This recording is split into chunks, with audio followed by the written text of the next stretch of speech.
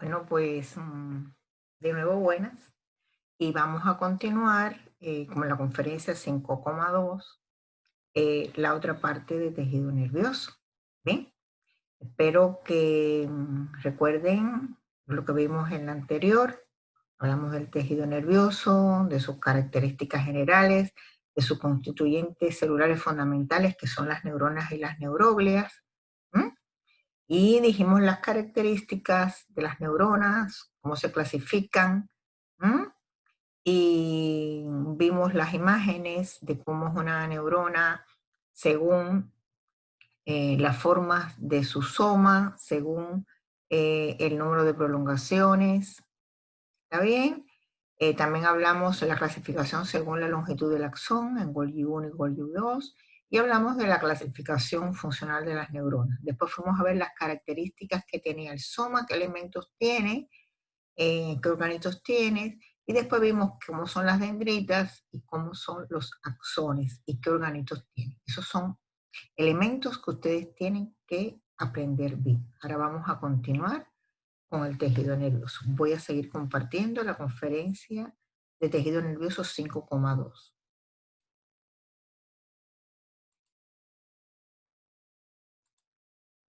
Bueno, pues aquí tenemos la conferencia 5,2.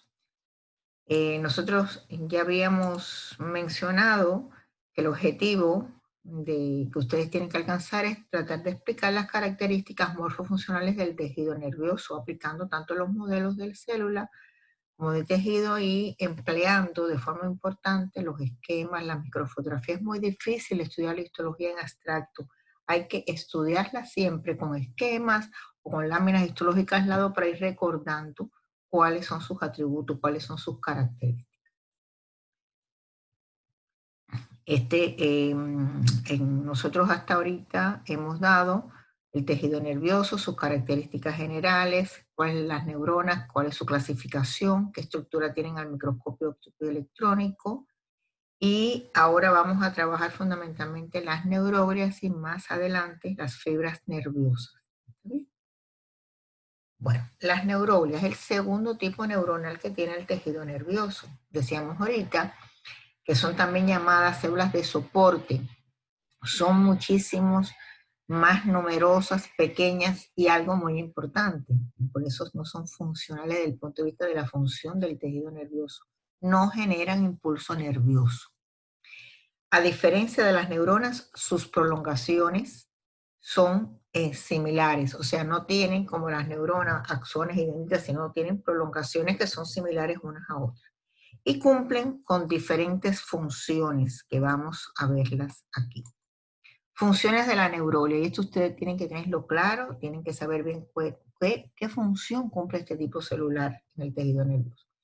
Como ya ustedes deben recordar, tienen función de soporte y sostén, o sea, es la estructura, forma la arquitectura del tejido nervioso y ayudan a formar la arquitectura de los diferentes órganos del sistema nervioso. Producen la mielina. La mielina es una sustancia aislante que rodea a las fibras nerviosas, quiere decir a los axones. Y el propósito que esta sustancia que rodea a los axones tiene es que facilita, hace más eficiente la transmisión del impulso nervioso porque lo hace de forma saltatoria. La mielina, te dirán, bueno, ¿y qué produce? Es una sustancia. Bueno, la mielina no es nada más que el enrollamiento de las membranas plasmáticas de prolongaciones que tienen las neuroglias alrededor de los axones. Ahora, si nosotros sabemos que la membrana plasmática está constituida fundamentalmente por una bicapa de lípidos y algunas proteínas, ya vamos a darnos cuenta que la mielina es una sustancia lipídica, porque es membrana plasmática de las neuroglias rodeando los axones. ¿Bien? Y sirve como una capa aislante, ¿eh?, de ese axón que permite que la despolarización de la membrana ocurra de forma saltatoria. ¿Cómo se transmite el impulso nervioso? Es parte de los contenidos de la fisiología cuando se ocupe de la neurofisiología. Pero ustedes tienen que saber, cuando les hablen de mielina ya, qué cosa es la mielina. Ya saben que es membrana plasmática de neuroglias.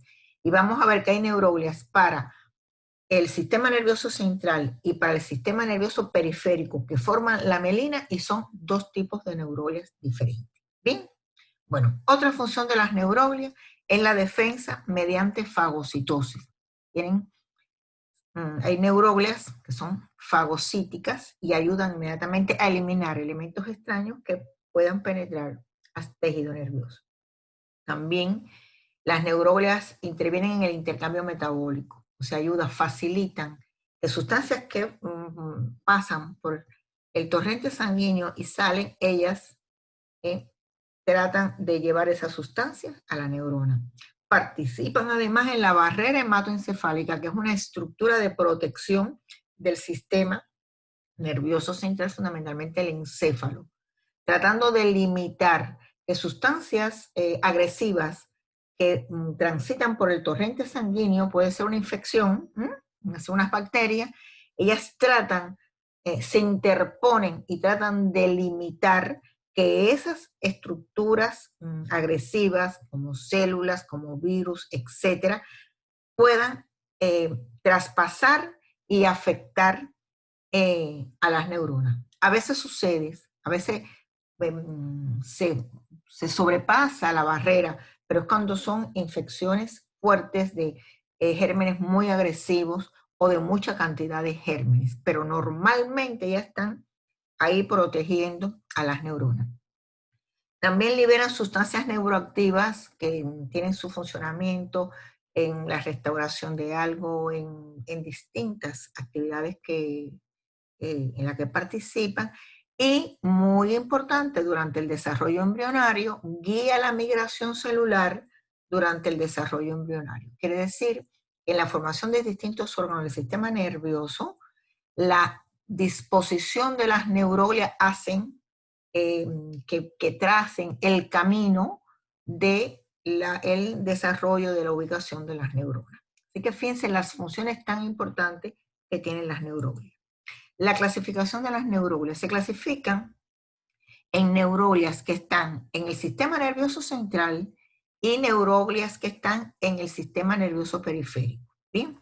Dentro de las neuroglias que están en el sistema nervioso central tenemos las macroglias, la microglia y el epéndimo. Dentro de las macroglias tenemos fundamentalmente dos tipos de neuronas, los astrocitos y la oligodendroglia. Los astrocitos tienen que ver fundamentalmente con sostén, contraestructura, conformando pies vasculares para ayudar al intercambio metabólico. Las oligodendroglias tienen que ver fundamentalmente con la formación de mielina en el sistema nervioso central. La microglia es la célula fagocítica del sistema nervioso central. Son pequeñitas, pero fagocitas y tienen una función de defensa importante. Mientras que el epéndimo son células de recubrimiento de cavidades. Mientras que en el sistema nervioso periférico tenemos dos neuroglias muy interesantes, muy importantes. Son las células de Schwann y las células satélites. Las células de Schwann son las que conforman la mielina en el sistema nervioso periférico, mientras que las células satélites son aquellas que rodean habitualmente los cuerpos neuronales en el sistema nervioso periférico a forma de protección, de no afectar y dejar que todo el proceso metabólico que ocurre dentro del citoplasma, dentro del pericardio, sea protegido. Miren, aquí tenemos unos esquemas de algunas neuroglias. Fíjense aquí, astrocito protoplasmático, es un tipo de astrocito, sus prolongaciones son más gruesas, pero fíjense cómo se adosan a los vasos sanguíneos. A eso se le llama pie perivascular. Tiene dos funciones. En primer lugar, uno puede funcionar tratando de captar sustancias importantes que pasan por los vasos sanguíneos, ellas la transfieren hacia las neuronas, porque o es posible que la neurona tenga que utilizar algún tipo de sustancia. Pero tienen otra función estos pies vasculares, que es cuando forman parte de la barrera hematoencefálica.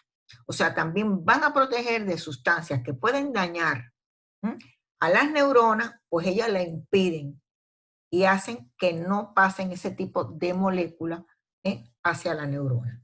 ¿Está bien? O sea que estos pies vasculares que ustedes ven tanto en el astrocito protoplasmático como en el astrocito fibroso, está ejemplificando una estructura morfológica, que es el pie perivascular. Y ya le dije que puede ser en dos sentidos funcionales. Uno, facilitando el intercambio metabólico, otro en la defensa como parte de la barrera hematoencefálica.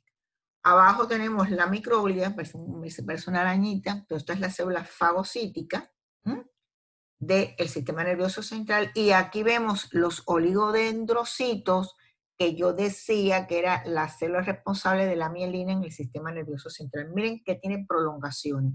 Esas prolongaciones, las membranas, esas prolongaciones se enrollan los axones de las neuronas y conforman la mielina en el sistema nervioso central, el oligodendrocito o oligodendroglia.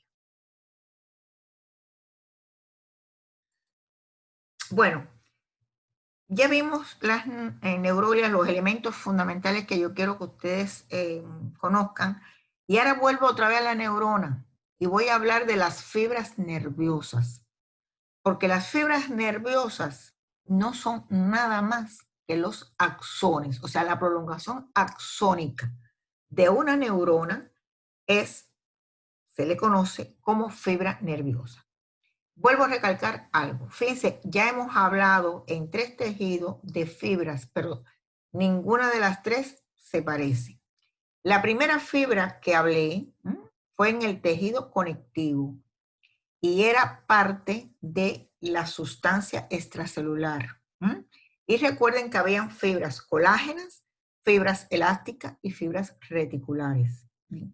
Fibras colágenas, elásticas y reticulares. Fíjense, es una fibra de la matriz extracelular o de la sustancia intercelular en el tejido conectivo. Cuando fuimos a tejido muscular hablamos de fibras, pero cuando denominamos fibra en el tejido muscular nos estábamos refiriendo a las células musculares, que por sus formas alargadas se le conocen como fibras musculares. Y ahí veíamos que habían fibras musculares lisas, que había fibras musculares estriadas esqueléticas y que había fibras musculares estriadas cardíacas. Y ahora, en el tejido nervioso, volvemos a hablar de fibras, que se le llaman fibras nerviosas. Y yo le estoy diciendo a ustedes que la fibra nerviosa en el tejido nervioso es la prolongación axónica de una neurona. Bien, ahora, las fibras nerviosas pueden estar rodeadas de mielina y entonces se le denominan fibras mielínicas. Y ya sabemos que la mielina es el enrollamiento de la membrana plasmática de las neuronas. Si estamos ubicados en el sistema nervioso central, la mielina del sistema nervioso central la forman los oligodendrocitos. Si estamos ubicados en el sistema nervioso periférico, la mielina de esas fibras la forman las células de Schwann. ¿Está claro? Esa es una idea que ustedes tienen que estudiar y tienen que aprender. Ahora, ya sabemos que un axón o fibra nerviosa, cuando está rodeado de mielina, la denominamos fibras mielínicas. Ahora, cuando solamente esa fibra está rodeado por el citoplasma de la neuroglia, si es en el sistema nervioso periférico, la de Schwann. Si es en el sistema nervioso central, el oligodendrocito. O sea, no está rodeado por la membrana que se enrolla, sino sencillamente por el citoplasma de la neuroglia. Decimos que estamos ante fibras nerviosas amielínicas. No tienen mielina. ¿Está bien? Siempre el axón está rodeado por algo, por una forma de protección. ¿Bien? Vemos entonces abajo el esquema de fibras mielínicas y de fibras amielínicas. Abajo, donde dice mielínica, en azul es un corte transversal de la fibra. En azul claro, estamos viendo el citoplasma de ese axón. ¿Está bien? Y en azul más intenso, vemos el enrollamiento de la membrana plasmática, y lo que está en amarillo parece como citoplasma, de la neuroglia. En este caso, si estamos en el sistema nervioso periférico, vemos que tenemos la célula de Schwann. Y yo digo que es periférico porque inmediatamente me fijé que la célula, fíjense el núcleo que se ve en color marroncito claro, tiene en amarillo el citoplasma y ahí empieza el enrollamiento de la membrana. Eso se ve en el sistema nervioso periférico porque aquí tenemos la célula de Schwann. Y la célula de Schwann, yo quiero ahora que ustedes vean, miren, aquí tenemos, esto es un axón.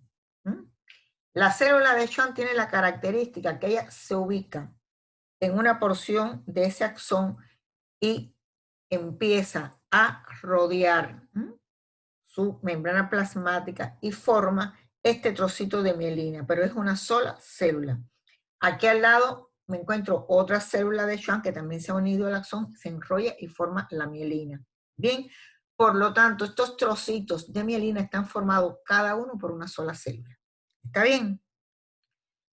Es por eso, y le voy a decir una vinculación clínica que es interesante aquí, cuando hay alguna herida en una extremidad, fundamentalmente, o sea, en el sistema nervioso periférico del sistema nervioso, la recuperación a veces del movimiento o de la sensibilidad dura meses. ¿Por qué? Porque está afectado toda la producción de mielina y para volverse a regenerar hace falta las divisiones de muchas células de Schwann porque una a una son las que forman los trocitos. Son miles, millones podríamos decir. ¿Bien? Entonces, ya vemos aquí, esta es la imagen transversal de una fibra nerviosa mielínica. Vemos en azul, claro, el axón, en amarillo y después en azul más intenso la mielina creada por el enrollamiento de la membrana plasmática de la célula de Schwann y hacia afuera vemos por supuesto el núcleo de la célula de Schwann y lo que queda de citoplasma. Ahora, a la derecha, miren esto que es interesante. Aquí no hay una sola fibra mielínica, hay fibras amielínicas, porque lo que ustedes ven en marrón en el centro es el núcleo de una célula de Schwann, y lo que ven en rosa, en amarillo, es el citoplasma de la célula de Schwann. Ah, bueno, pues una sola célula de Schwann, su citoplasma incluye distintos axones. Acuérdense que los axones aquí están rodeados por citoplasma, no por mielina. Y a estos distintos axones que se ven en azul son tantas fibras mielínicas como tiene esta sola célula de Schwann enrollándose su citoplasma alrededor del axón. Miren, a ver, vamos a contar los axones. Vamos a empezar a la hora 12, hacia la izquierda. Aquí hay uno chiquitico, 2, 3, 4, 5, 6, 7, 8, 9, 10, 11, 12, 13, 14, 15, 16, 17.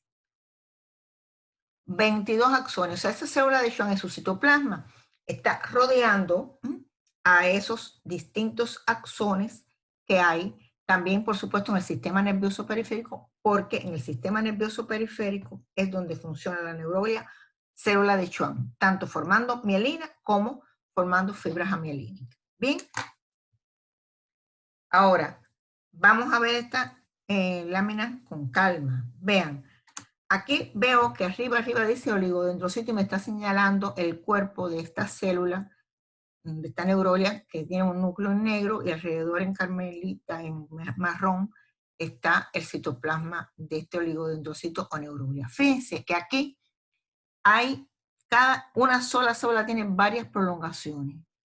Y estas prolongaciones van a enrollarse en una sola fibra mielínica o en varias fibras mielínicas. Miren, la primera prolongación que se ve está enrollada aquí y vean que en el centro, en azul claro, está ¿qué cosa? El citoplasma, el axón, el citoplasma de ese axón. ¿Está bien? Y fíjense que cada prolongación forma un trocito de mielina. Ustedes deben de saber que ese trocito se le llama, y quiero que ya lo vayan sabiendo porque lo van a utilizar en fisiología, se le llama internodo. Pero sin embargo, los espacios, hay espacios que quedan vacíos sin mielina, donde están señalados el nodo de Ranvier.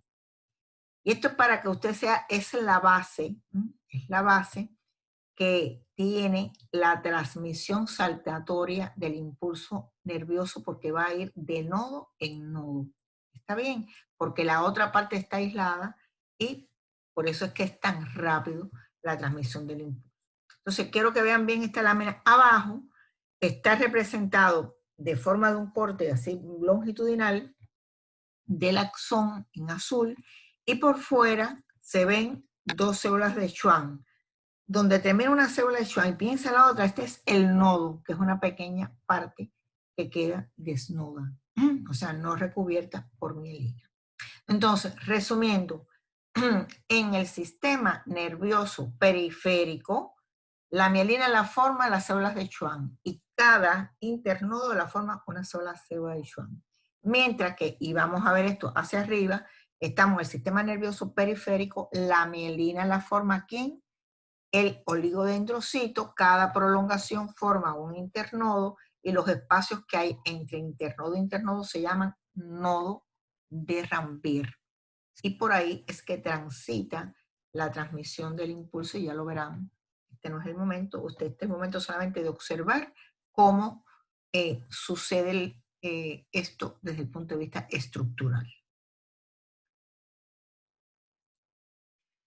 Esto que está aquí es una microfotografía. Miren la fibra esta que está no abajo, sino un poquitico de la mitad hacia abajo. Aquí ven un nodo hacia la derecha, otro nodo hacia la derecha, y aquí donde confluyen así son los internodos. Eso que se ven rosados es mielina, porque es una técnica para ver mielina, que es nada más que lípidos. Recuerden, como he dicho, como es el enrollamiento de la membrana plasmática, es el enrollamiento de las bicapas lipídicas de la membrana plasmática.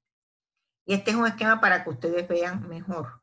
Este es un esquema. Aquí en el centro se ve el axón, y por fuera se ve los distintos internodos, y quedan los nódulos de Ranvier, que vean que es por donde salta la transmisión del impulso nervioso. O sea, esas cositas que ustedes ven así, por supuesto, son los internodos de mielina. ¿Bien? Volvemos otra vez. Fibra mielínica, lo vimos ahorita, vamos a repasarlo aquí otra vez de nuevo. La fibra mielínica, vean ustedes, aquí estamos en un corte transversal ¿de qué? De una fibra mielínica. ¿Qué vemos en el centro en azul claro con organitos? El axón de esa fibra nerviosa. En amarillo es la primera parte, la primera vuelta que le da la membrana plasmática, y en azul ya toda la conformación de la mielina, que son los enrollamientos de la membrana plasmática. Y vean hacia afuera el núcleo, se ve en marrón, y vean el citoplasma en amarillito, con el retículo endoplásmico rugoso. Vemos algunas mitocondrias, para que ustedes tomen la idea de cómo esa célula porque ya estoy claro que es la célula de Schwann, porque en el sistema nervioso periférico, la célula de Schwann, cada una de ellas conforma un internodo. Mientras que en el sistema nervioso central, el oligodendrocito, sus prolongaciones son los que forman los internodos.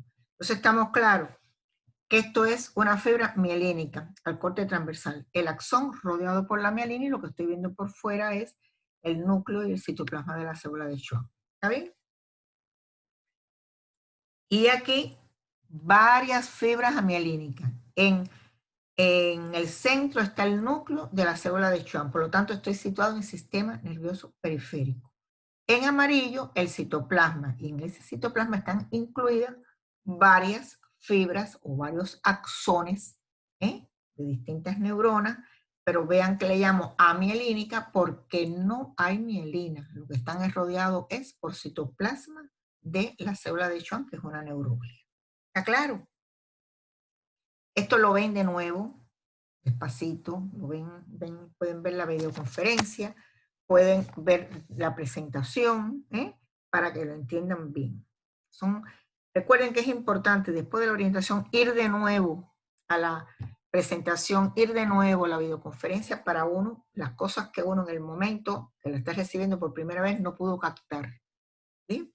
y después ir a la guía, ir al taller y así ejercitarse en el contenido y ustedes van a ver que no hay ningún tipo de problema.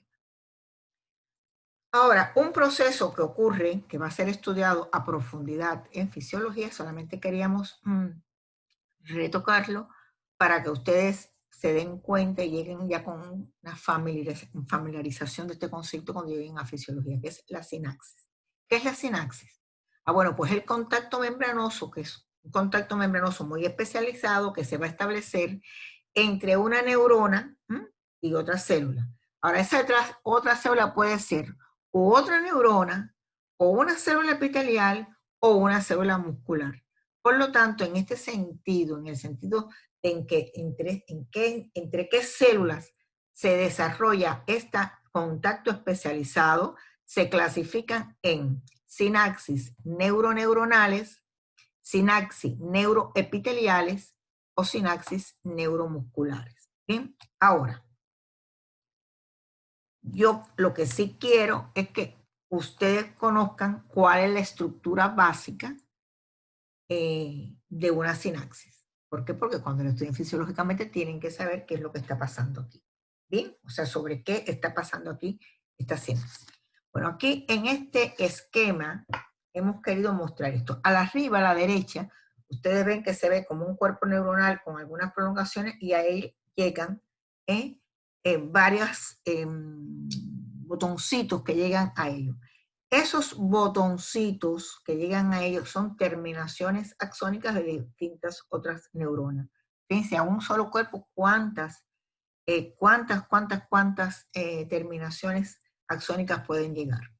Bien, esto lo hemos ampliado, miren bien hacia la izquierda, vean que se ven varios botoncitos sobre una línea. Ahora, esto lo hemos ampliado. Y vean donde dice terminal axónica, botón terminal. ¿Qué quiere decir? Es la parte terminal del axón. Ese axón se ha dilatado al final. Vean que yo estoy observando que en esa parte final veo algunas mitocondrias y veo unas bolitas que son las denominadas vesículas sinápticas, que son las que contienen, ¿qué cosa? Los neurotransmisores, que son sustancias proteicas que se forman en el retículo endoplásmico rugoso, allá en el cuerpo neuronal, con la ayuda del aparato de Golgi, y lo que sale por el aparato de Golgi son estas vesículas sinápticas con neurotransmisores y con el apoyo de forma muy importante también de las mitocondrias que aportan la energía para este proceso. Bueno, pues ya estoy en el botón terminal de la terminal axónica. Veo que se ha dilatado y veo en el microscopio electrónico, si lo estuviera viendo, viera que hay muchas vesículas sinápticas con neurotransmisores y veo que hay mitocondrias. Bueno, a esta zona de dilatación, donde hay muchas vesículas sinápticas, donde hay mitocondrias, se le llama región presináptica. Así que cuando hablen de ello, en el estudio fisiológico de la sinapsis, ya ustedes saben de lo que están hablando. Después tenemos un espacio que es mínimo, entre esta terminación, este botón terminal, y la otra parte, que puede ser una dendrita, que puede ser el cuerpo neuronal de otra neurona, que puede ser una fibra muscular esquelética, y veo que hay un espacio que se llama hendidura sináptica. En esa hendidura sináptica hay unos filamentos que aquí no se ven, pero hay unos filamentos que ayudan el deslizamiento de los neurotransmisores cuando se abren en la membrana plasmática presináptica, van a transcurrir por medio de ellos. Y después vemos que hay otra región que se llama región posináptica, que es una región de la membrana que está engrosada, y ahí llegan los neurotransmisores que son endocitados. ¿Bien? Y ahí comienza ya la despolarización de la otra membrana plasmática. Bueno, el proceso de entrada, el proceso de despolarización, lo van a estudiar ustedes cuando estudien la sinapsis. Solamente quería que ustedes remarcarle que la estructura básica de la sinapsis cuenta con 3 zonas. La región presináptica, donde hay muchas vesículas y donde hay muchos mitocondrias que generan la energía para este proceso. La hendidura sináptica, que tiene unos filamentos, se llaman filamentos intersinápticos, y la región postsináptica, que es la otra neurona o la otra célula muscular o la otra célula epitelial, donde van a ocurrir procesos de endocitosis de los neurotransmisores. ¿Bien? Entonces, vamos a continuar ahora. Yo quiero que ustedes sepan que desde el punto de vista anatómico, el sistema nervioso se va a dividir en dos sistemas. O sea, el tejido nervioso conforma la organización, que es otro nivel de organización de la materia, que son el sistema de órganos. Bueno, en este caso conforma el sistema nervioso. Y este sistema nervioso se va a dividir en dos grandes partes. El sistema nervioso central, donde las neuronas están asociadas fundamentalmente por neuroglias, como ustedes vieron, con muy escaso tejido conectivo, y en el sistema nervioso periférico, donde las neuronas están relacionadas y sostenidas por abundante tejido conectivo, porque se conforman los nervios periféricos y los ganglios nerviosos periféricos. ¿Qué sucede? En el sistema nervioso periférico también hay neuroglias, pero la forma de organización de los nervios periféricos y de los ganglios nerviosos, la estructura fundamentalmente el tejido conectivo normal. ¿Sí? Ahora, ¿cómo se organiza el tejido nervioso en el sistema nervioso central? Bueno, pues se organiza formando lo que se denomina la sustancia gris y la sustancia blanca. Y se le dice sustancia blanca porque macroscópicamente la parte, vamos a suponer en el cerebro, la parte periférica del cerebro se ve gris macroscópicamente y por eso se llama sustancia gris. Y lo que está por debajo de esa sustancia gris, que es la corteza cerebral, lo que está por debajo se ve, se observa macroscópicamente de color blanco. Quería hacer esa aclaración. Ahora, porque cuando vean las láminas, vean que no, o sea, cuando vean las láminas con coloraciones no están así. Ahora, esto es un corte de médula espinal, ¿bien? La médula espinal, que es uno de los componentes del sistema nervioso central, nosotros vamos a trabajar, después ustedes lo abrirán muchísimo más en anatomía, pero vamos a trabajar con tres órganos fundamentalmente en el sistema nervioso, que es el cerebro, el cerebelo y la médula espinal. ¿Bien? Cerebro y cerebelo ubicado en el cráneo, llamado también a esta unión de estos dos elementos encéfalo, y la médula espinal incluida en el canal medular que conforman las distintas vértebras de nuestra columna vertebral. Bien, en la médula espinal, si hacemos un corte transversal, vemos que la sustancia gris se ubica hacia el centro, como si fuera una mariposa en forma de alas, mientras que la sustancia blanca en la médula espinal se ubica hacia la zona periférica. Esa es la ubicación de la sustancia gris y la sustancia blanca. Y ya sabemos que la sustancia gris y la sustancia blanca es la forma en que se organiza el tejido nervioso en el sistema nervioso, en este caso el central. Bueno, ¿por qué está constituida la sustancia gris? ¿Bien? Bueno, pues la sustancia gris está constituida por cuerpos neuronales. ¿Qué son los cuerpos neuronales? Los somas, la parte central de la neurona. Fibras nerviosas. ¿Qué son las fibras nerviosas? Los axones. Pero miren lo que dicen aquí.